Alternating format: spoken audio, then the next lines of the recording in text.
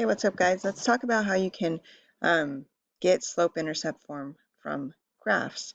Okay, so remember first of all that we have our slope-intercept form, and if you know what those pieces are, that's the first step here, right? So we have m is our slope. This is going to be the slope value, and then b is going to be whatever our y-intercept is.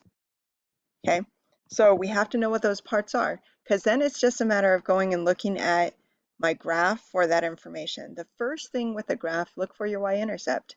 The y-intercept is where it crosses the y-axis. And remember, y-axis is our vertical, x-axis is horizontal. So we're looking for where our graph crosses this line, and it's right here at -5. Okay, so this is my y-intercept. Cool. Okay, so I already know part of this. I know that my y-intercept is going to be -5.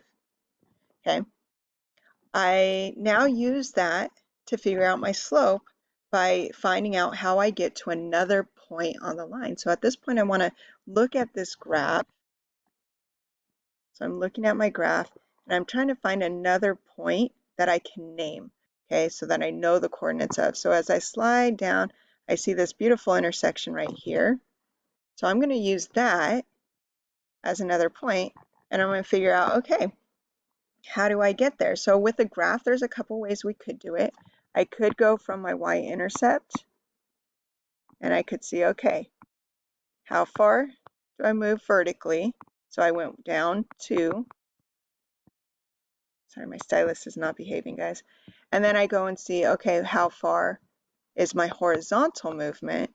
And that was 1, 2, 3. Remember, we don't count where we start. We count like we're taking steps. 1, 2, 3. Okay, so slope is change in y over our change in x.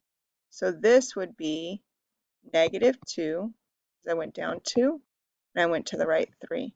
So my slope here would be -2/3. Then you fill in the x and the y, and there is our equation for the line. Okay, we've also practiced finding slope if I use those 2 points, right? So I have my y-intercept at 0, -5, and then this point is going to be 3, -7. And I can go from here, I can say, okay, change in y from -5 to -7. How far is that? That's going to be -2, right? And then I do the same thing for my change in x from 0 to 3. That's going to be +3, and we end up at the same result. Okay, so that's how you can find your equation if you have a graph.